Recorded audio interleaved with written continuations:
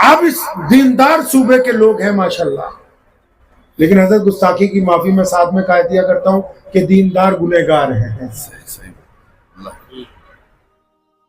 آپ دیندار صوبے کے لوگ ہیں، لیکن اسلام کو اس طرح استعمال کرتے ہیں ہم لوگ جس طرح ایک زرخیز چیز ہو کہ جو خرید لی گئی ہے، ہم اس کو اپنی مرضی کے ساتھ چلائیں گے۔ آپ یاد رکھیں کہ جس طرح ایک موبائل میں دوسرے موبائل کا سافٹ ویئر نہیں چل سکتا، یہ دین رسول اللہ صلی اللہ علیہ وسلم کا ہے۔ نبی علیہ السلام دین کے شارع ہیں، کہ لفظ لغت کا ہے، عربی کا ہے، علماء اس کی تشریح کر دیں گے، میں دیسی زبان میں سمجھا دیتا ہوں۔ شارع کہتے ہیں مالک کو، نبی علیہ السلام اس دین کے مالک ہیں، مرضی صرف ان کی چلے گی، ان کے علاوہ کسی مولوی کی، کسی بڑے آدمی کی، کسی ٹرسٹی کی، کسی چودھری کی، کسی وزیر کی مرضی اسلام کے اندر نہیں چل سکتی۔ مرضی چلے گی تو محمد رسول اللہ صلی اللہ علیہ وسلم۔ اب پیارے پیغمبر علیہ السلام نے کیا کیا؟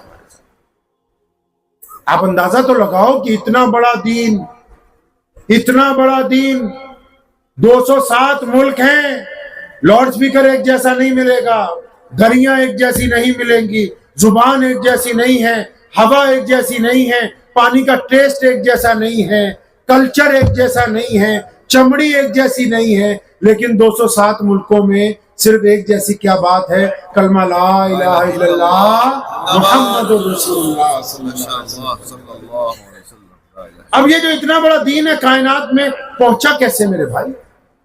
پہنچا کیسے؟ کبھی سوچا آپ نے؟ آپ کے ذہن میں ہے کبھی یہ بات کی پہنچا کیسے؟ نہیں ہے نا ذہن۔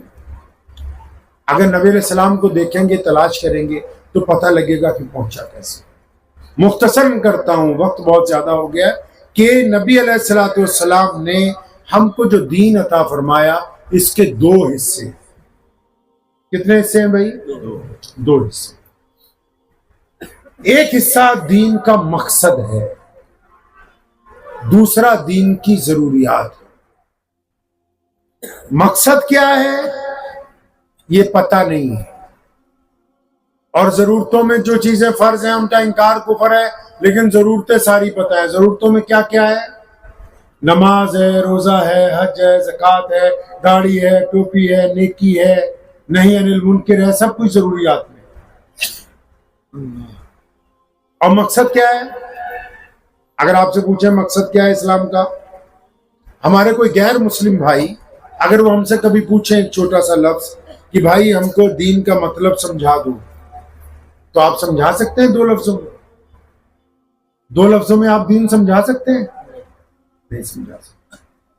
اس کی وجہ کیونکہ ہمیں خود دین کا مقصد نہیں پتا، ضروریات پتا ہے۔ یہ پتا ہے کہ نماز کیسے پڑھنی ہے، روزہ کیسے رکھنا ہے، حج کیسے کرنا ہے، سجدہ کیسے کرنا ہے، رکوع کیسے کرنا ہے، یہ پتا ہے ہمیں۔ اسلام کا مقصد نہیں پتا۔ اگر اسلام کا مقصد پتا کرنا ہے تو کہاں جانا ہوگا؟ نبی علیہ السلام کی زندگی کو پڑھیں۔ اب نبی علیہ السلام کی زندگی کو پڑھیں گے تو پتہ ہی لگتا ہے کہ جب پیارے پیغمبر علیہ السلام نے دین کی ابتدا کی، ہماری ماں امی خدیجہ الکبریٰ رضی اللہ تعالیٰ عنہ مسلمان ہوئی، سیدنا ابوبکر صدیق مسلمان ہوئے، سیدنا بلال حبشی مسلمان ہوئے، سیدنا مولا علی کرم اللہ وجہ نے کلمہ شہادت کا اعلان کیا۔ اب اس وقت نماز روزہ حج زکوٰۃ نہیں آئی، سب نے کہا یا رسول اللہ آپ کے اللہ کو مان لیا اور آپ کو مان لیا، اب کرنا کیا؟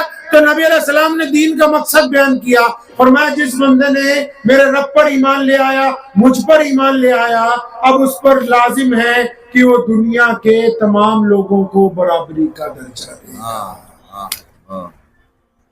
اسلام کا مقصد تو 2 لفظوں میں ہے کہ ایک اللہ اور اس کے رسول کی اطاعت کے ساتھ دنیا کے سبھی لوگوں کو برابری کا، ارے دنیا کے سبھی لوگوں کو برابری کا، یہ ان کو سمجھ نہیں آئے گی جو کہتے ہیں پٹیل پٹیل کیا رشتہ کرے گا، پٹنی پٹنی کیا، پٹھان پٹھان کیا، ان کی سمجھ میں آنے والی بات نہیں ہے۔ جو فرقہ پرست ہیں دین کے، جو مذہب میں گنڈا گردی کرتے ہیں، جن کو گنڈا غیر ہی نظر آتے ہیں، خود جو کر رہے ہیں وہ پتہ ہی نہیں۔ नबी अलैहिस्सलाम ने अमलन कहा कि जो अल्लाह और उसके रसूल की इताअत करे वो दुनिया में बराबरी लेके आए, वो गोरे और काले एक सब में खड़े हो, वो अमीर और गरीब एक साथ खड़े होंगे। आपने कभी मस्जिद को देखा नहीं? मस्जिद इसलिए नहीं बनवाई गई कि इसमें सिर्फ नमाज पढ़नी है, मस्जिद इसलिए बनाई कि जमात से नमाज पढ़नी है, और जमात इसलिए बनाई कि अमीर गरीब गोरा काला बड़ा छोटा एक ही सब में खड़े होंगे। यही तो मस्जिद की खूबसूरती है, इसी को तो मस्जिद की खूबसूरती कहते हैं। अब आम सी बात समझ लीजिए कि दीन में दो चीजें, एक दीन का मकसद और एक दीन की जरूरियात। अब ये स्टेज लगाया, ये जरूरत है, नहीं लगाते हम लोग नीचे खड़े होकर बात करते, आप सुन सकते थे। ये दरियां बिछाई, ये जरूरत है, नहीं बिछाते आप लोग कुर्सी पे बैठ के मेरी बात सुन सकते थे। अब पता लगा जरूरत को थोड़ा आगे पीछे करो तो बात बन जाती है, लेकिन अगर मकसद से हट जाते, मैं ना आता आप ना आते, तो ये जरूरत अपने मकसद तक पहुंचती भाई? अरे भाई पहुंच जाती? नहीं पहुंचती। इसी तरह इस्लाम अपने मकसद से अगर हट जाए, अब देखो यहाँ नियत बांधो नमाज हो जाएगी, यहाँ नियत बांधो नमाज हो जाएगी, यहाँ नियत बांधो नमाज हो जाएगी। अब जरूरतों पर तो एक दूसरे की टांग पूरे जोर से खींच रहे हैं, और मकसद को तो हमें पता ही नहीं कि रसूलुल्लाह सल्लल्लाहु अलैहि वसल्लम चाहते हैं। अल्लाह नबी अलैहिस्सलाम ने उस मकसद को पाने के लिए अल्लाह से फरियाद लगाई कि अल्लाह मुझे ऐसी उम्मत चाहिए जो इस बात को आम करे कि एक रब की इबादत के साथ, एक रसूल की इताअत के साथ मैं दुनिया में बराबरी की बात करूंगा, मैं दुनिया के अंदर लोगों के साथ इंसाफ की बात करूंगा, मैं अमीर और गरीब में बराबरी लेके आऊंगा, मैं किसी के साथ नफरत का इजहार नहीं करूंगा। तो अल्लाह ने कहा ठीक है, आपको अगर ऐसे लोग चाहिए तो उसके लिए हम एक चीज बना देते हैं, उसका नाम नमाज है, रोजा बना देते हैं, हज बना देते हैं, ज़कात बना देते हैं। या रसूलुल्लाह हम आपको ऐसी चीजें देंगे कि आपके मकसद तक पहुंचने के लिए लोग तैयार हो जाएंगे। अब सारे नमाजियों से पूछो कि नमाज का मकसद क्या है, आधों के तो फ्यूज उड़ जाता है। फिर सोचते हैं कभी ये तो पूछा ही नहीं कि नमाज का मकसद क्या है। अपनी नमाज पढ़ेंगे, दूसरे की देखते रहेंगे बेइज्जती हो रही है कि नहीं हो रही। बाज़ औक़ात सलाम फेर के पीछे ऐसे देखते हैं कि मुनकर नकीर का रजिस्टर ही इन्हीं के पास है, ताकि हाजिरी लगा ले कौन कौन आया कौन कौन नहीं आया। और कुछ ऐसे हैं, अल्लाह माफ फरमाए, अगर कोई हम जैसा हफ्ते महीने बाद मस्जिद में पहुंचे तो बोले कि आज तू किधर आया भाई।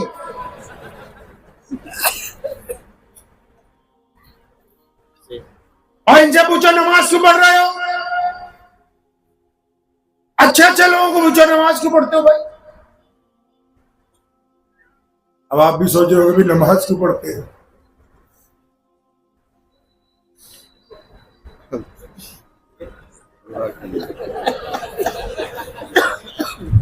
अंदाजा लगा लो।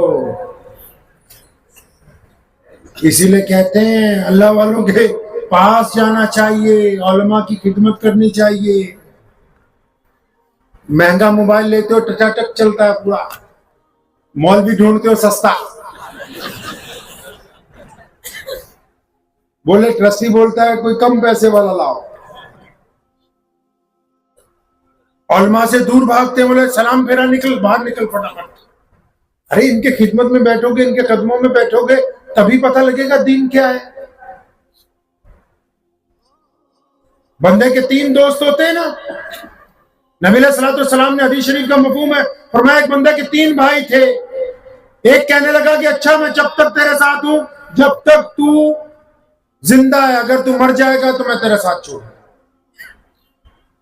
दूसरा कहने लगा मैं उस वक्त तक तेरे साथ हूं जब तक तुझे गुस्ल दिया जाएगा, कब्र में उतारा जाएगा, उसके बाद तेरे से पीछे हट जाऊंगा। नबी सलाम ने साहबा से पूछा कि कौन सा भाई अच्छा है, ये पहले वाला जो जान निकलती भाग जाए या दूसरे वाला। साहबा ने कहा या रसूलुल्लाह सल्लल्लाहु अलैहि वसल्लम ये दूसरे वाला कुछ ठीक है, पहले वाला तो कहता कि जान निकलते तुझे छोड़ दूंगा, तो दूसरे वाला ठीक है। पर मैं नहीं, एक और है तीसरा भाई, वो कहता है कि मैं तेरे साथ रहूंगा اور جب تو مر جائے گا تجھے غسل دیا جائے گا میں تیرے سرانے کھڑا رہوں گا، اور جب تجھے قبر میں اتاریں گے میں تیرے ساتھ قبر میں اتر جاؤں گا، جب فرشتے آئیں گے میں تیرے ساتھ ان سے بات کروں گا، جب تجھے لے کے چلا جائے گا میں پل صراط پہ کبھی تیرے دائیں کبھی تیرے بائیں چلوں گا، جب میدان محشر ہوگا میں تیرے آگے آ کے کھڑا ہو جاؤں گا۔ تو صحابہ کہنے لگے یا رسول اللہ یہ تیسرا بھائی تو بہت بڑھیا ہے، اور میں ہاں سنو پہلا والا جو بھائی ہے وہ مال ہے، جب ادھر جان نکلتی ہے تو بیٹے بیٹیاں بولتے ہیں ابو جی کا آدھار کارڈ نکال لو بینک میں دینا ہے، پیسے اسی میں پڑے ہوئے ہیں سارے، اماں کی بالیاں اتارو، زیور کی چوڑیاں بانٹ لو دو دو کر کے، ابھی جنازہ وہی پڑا ہوا ہے۔ یہ پہلا جو بھائی ہے یہ مال ہے، وہ کہتا ہے میں تو کیا کروں، بس تو مرے گا میں کسی اور کا ہو جاؤں گا، تیرے ساتھ نہیں چل سکتا میں، بس اتنا ہی ساتھ تھا میرا اور تیرا۔ نبی علیہ السلام نے سمجھایا مثال دے کے، فرمایا یہ جو دوسرا بھائی ہے یہ رشتہ دار ہے، تیرے اپنے بھائی ہیں، تیرے دوست ہیں، جو زندگی میں تو ساتھ تھے، تیرے غسل میں تو تیرا ساتھ دے سکتے ہیں، قبر میں کی لہر تک تجھے اتار سکتے ہیں، لیکن تیرے ساتھ قبر میں لیٹنے کے لیے ان میں سے کوئی تیار نہیں۔ لیکن فرمایا یہ جو تیسرا تیرا بھائی ہے نا یہ تیرے نیک اعمال ہیں، یہ بھائی وعدہ کرتا کہ ساتھ جائیں گے، قبر میں بھی، محشر میں بھی، پلے صراط میں بھی، بار بار تیری سفارش کریں گے کہ اللہ یہ بندہ تو نیک ہے، یہ متقی ہے، یہ پرہیزگار ہے۔ تو عرض میں یہ کر رہا تھا، ان صاحب سے پوچھ رہا تھا بھائی صاحب سے کہ بھائی وہ نماز کا مقصد کیا ہوا؟ دین کا مقصد تو دنیا کو اللہ اور اس کے رسول کی اطاعت سمجھانی اور پھر دنیا میں سے برابری کو قائم کرنا، لیکن یہ بھی تو سمجھاؤ کہ نماز کا مقصد کیا ہوا؟ بولے اس پہ تو کبھی وچار نہیں ہوا ہے۔ ہاں یہ ہے، سنی بولے دیوبندیوں کی مسجد میں نماز نہیں ہوگی، دیوبندی بولے ان کی مسجد میں نماز نہیں ہوگی،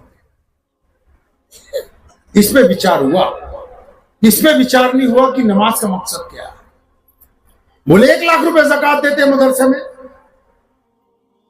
تو وہ مدرسے والے تو آئیں گے نہیں قیامت والے دن تمہارے ساتھ۔ بولے حضرت ہم تو مسجد میں کارپیٹ بچھاتے ہیں، پھر پورے محلے کو بتا کے آتے کہ اس دفعہ پٹھان جی نے کارپیٹ بچھائے، اس دفعہ انصاری صاحب نے، اس دفعہ میمن بھائی نے، اس دفعہ پٹیل صاحب نے، تو محلے والے تو آئیں گے نہیں ساتھ میں۔ اچھا بولا اس بات پر تو کبھی چرچا ہی نہیں ہوئی آپس میں، چرچا کس میں ہوتی رہی؟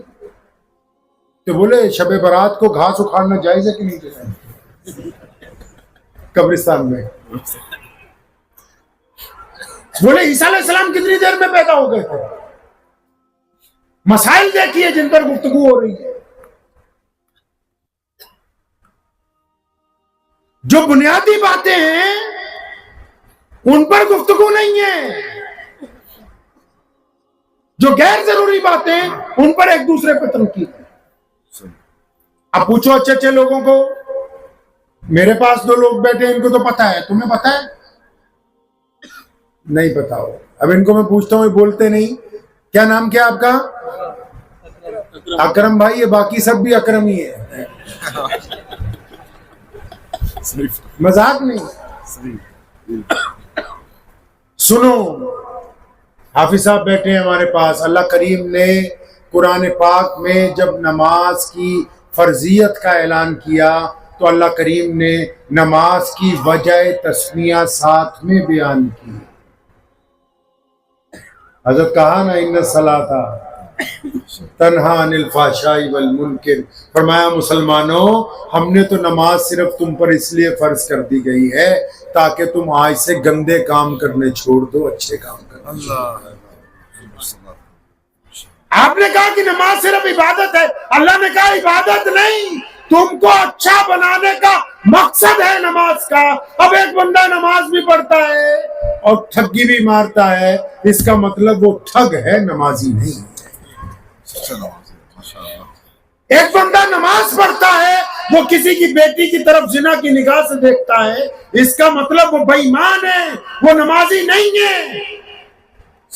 اور بیٹی وہ نہیں جو صرف تمہارے رشتہ داری کی تمہارے مذہب سے تعلق رکھتی ہو.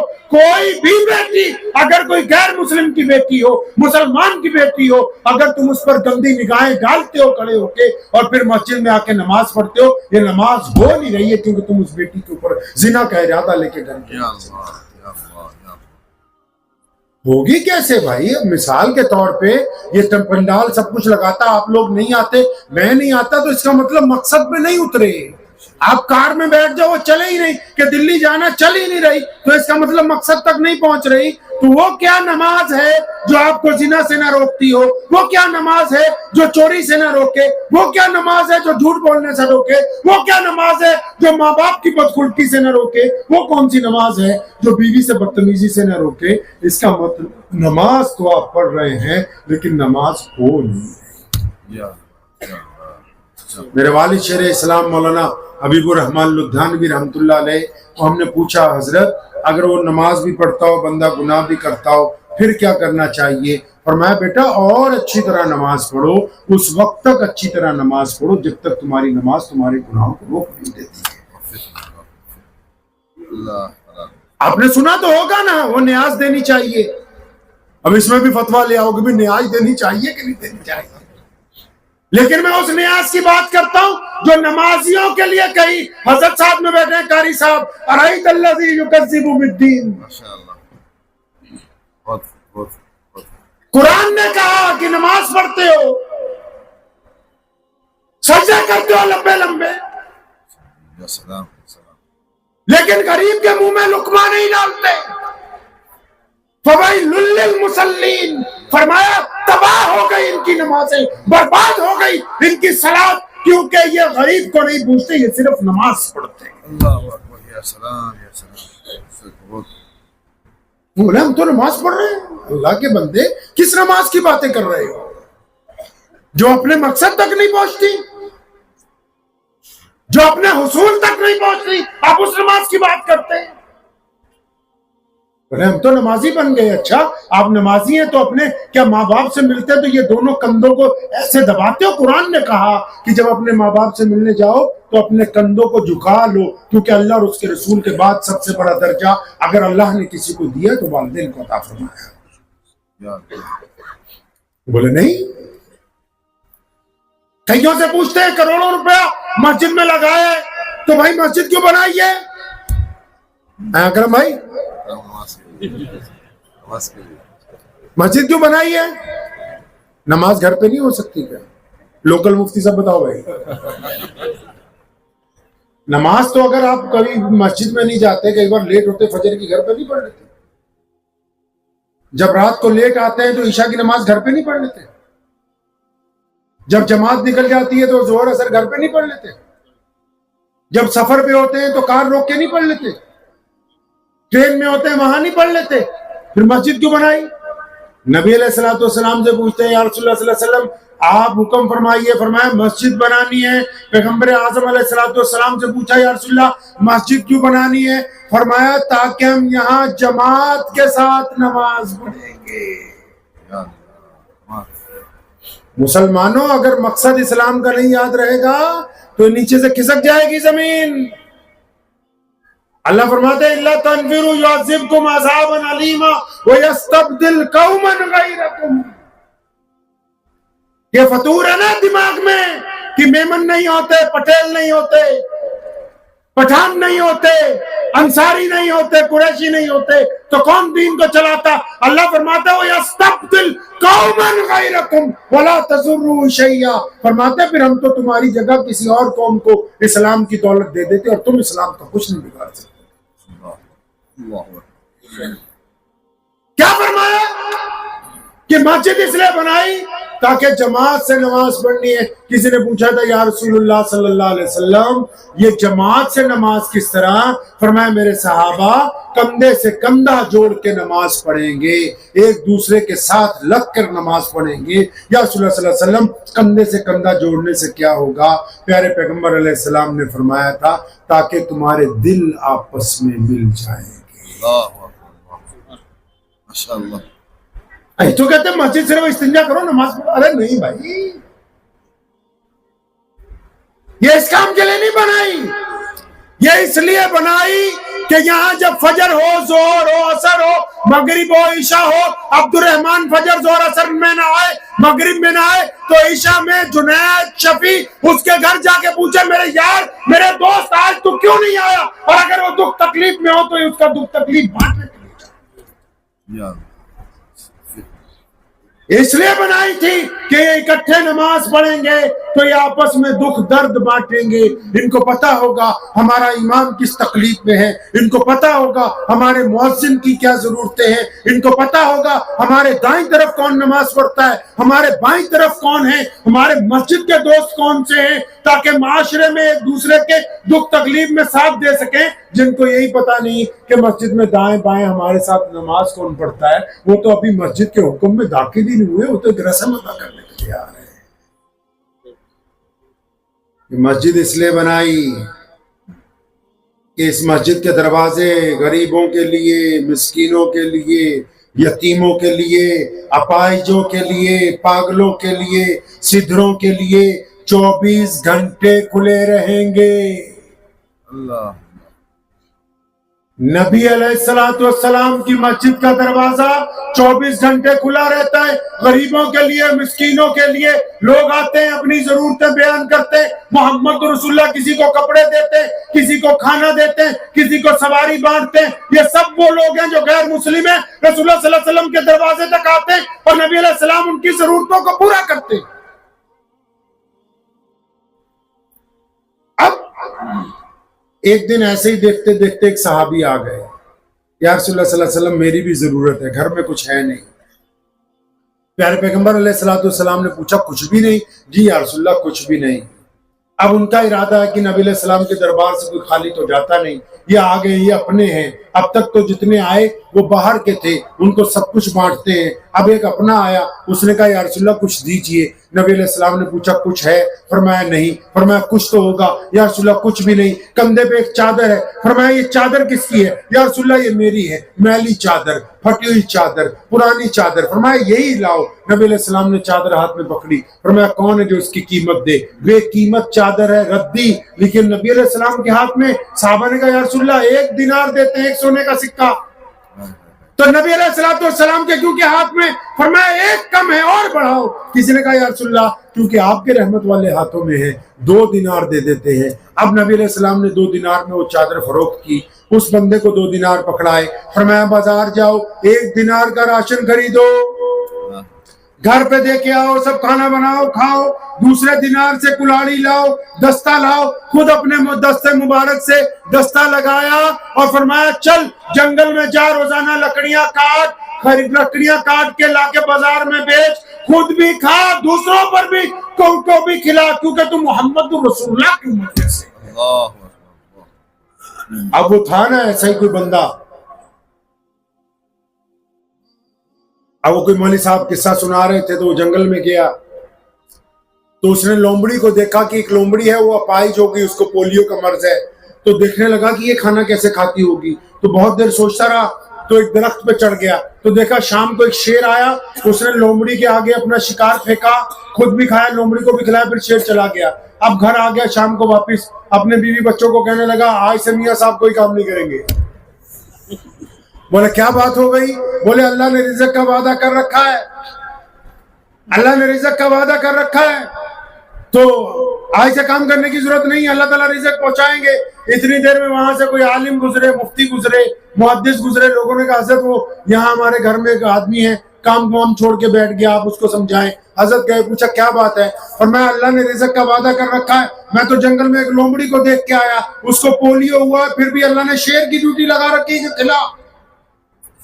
تو فرمایا گدھے اللہ نے تجھے دکھایا کہ شیر بن، خود بھی کھا، دوسروں کو بھی کھلا۔ تو لومڑی کو دیکھ کے واپس آ گیا، خود بھی کھا، دوسروں کو بھی کھلا۔ اب مسجد بنائی محمد رسول اللہ نے کہ یہاں عبادت وہ لوگ کریں گے جو بھائی بھائی بن جائیں گے، لیکن مسجد کے دروازے پوری دنیا کے انسانوں کے لیے کھول دیے۔ اب یتیم آتے ہیں، مسکین آتے ہیں، ایک سدری آئی، سدری سمجھتے ہیں पागल औरत आई, उसने कहा या रसूलल्लाह सल्लल्लाहु अलैहि वसल्लम आपसे बात करनी। नबी अलैहि सलाम बाहर आए, फरमाया बोलो क्या बात है। फरमाया इनके सामने नहीं, सहाबा के सामने नहीं, लेके चल पड़ी एक तरफ, रेत के ऊपर बैठ गई। या रसूलल्लाह यहाँ बैठे, नबी अलैहि सलाम रेत पर बैठ गए, बहुत देर अपनी बातें करती रही, फिर अचानक उठ के खड़ी हुई, या रसूलल्लाह अब मैं जाती हूँ। नबी अलैहि सलाम ने फरमाया अच्छा, लेकिन दोबारा कभी काम पड़े तो दोबारा आना, मस्जिद के दरवाजे तुम्हारे लिए। अल्लाह अब वो चली गई। साहबा ने अर्ज की डरते डरते, या रसूलल्लाह ये जो औरत आई थी ये पागल है, इसका दिमाग नहीं चलता। सुनो मुसलमानों, मेरे नबी अलैहिस्सलाम ने फरमाया कि मुझे भी पता है ये सिदरी है, सारा मदीना इसकी नहीं सुनता, अगर मैं भी नहीं सुनूंगा तो कौन सुनेगा? कौन सुनेगा इसकी? ये बताओ तो सही कि हमारी मस्जिद में कहाँ है असहाबे सुफ़ा का वो चबूतरा? हम उस दीन को क्यों पीछे छोड़ रहे हैं जो मोहम्मद रसूलुल्लाह सल्लल्लाहु अलैहि वसल्लम ने कामिल बना के हमें पेश किया है? हम कौन होते हैं दीन और दुनिया को अलग करने वाले? प्यारे पैगंबर अलैहिस्सलाम की मस्जिद में हर एक के लिए हर चीज मौजूद है। आज भी आप मदीना मुनव्वरा में जाएं, नमाज के बाद मस्जिद नबी में लेट जाइए, कोई आपको ठोकर मारने नहीं आएगा। आज भी मदीनातुल मुनव्वरा की मस्जिद में 100 से ज्यादा डिस्पेंसरियां हैं। आज भी मदीनातुल मुनव्वरा की मस्जिद में एम्बुलेंस मौजूद है। आज भी मदीनातुल मुनव्वरा की मस्जिद में गरीब के लिए खाना मौजूद है। आज भी मदीनातुल मुनव्वरा की मस्जिद में सबसे बड़ा मदरसा मौजूद है, सबसे बड़ी यूनिवर्सिटी मौजूद है, सबसे बड़ा खजाती इदारिया मौजूद है। क्या हमारे पास भी कोई ऐसी मस्जिद है जो नबी की मस्जिद से है? हमारे पास कुछ ऐसा? दीन के मकसद, नमाज का मकसद वो याद नहीं, मस्जिद का मकसद वो याद नहीं, तो फिर याद क्या है भाई? सिर्फ पैसे खर्चने से इस्लाम खरीदा नहीं जा सकता है, नोट बांटने से सिर्फ मामला मुकम्मल हो जाता। तो बड़े बड़े रईस लोग जो है नमाज पढ़ने ही नहीं आते, बोले बस पैसे लो, बात खत्म करो, हमारे हिस्से की जन्नत हमें दे दो, तुम अपनी जो करना करते हो। उस दीन की तरफ चलना है जो मोहम्मद रसूलुल्लाह सल्लल्लाहु अलैहि वसल्लम हमें अच्छी तरह समझा के गए, जो दे के गए, वो दीन नहीं जो हमने खुद घर लिया अपने पास, वो नहीं। मुझे उम्मीद है कि आपको ये वीडियो पसंद आई होगी।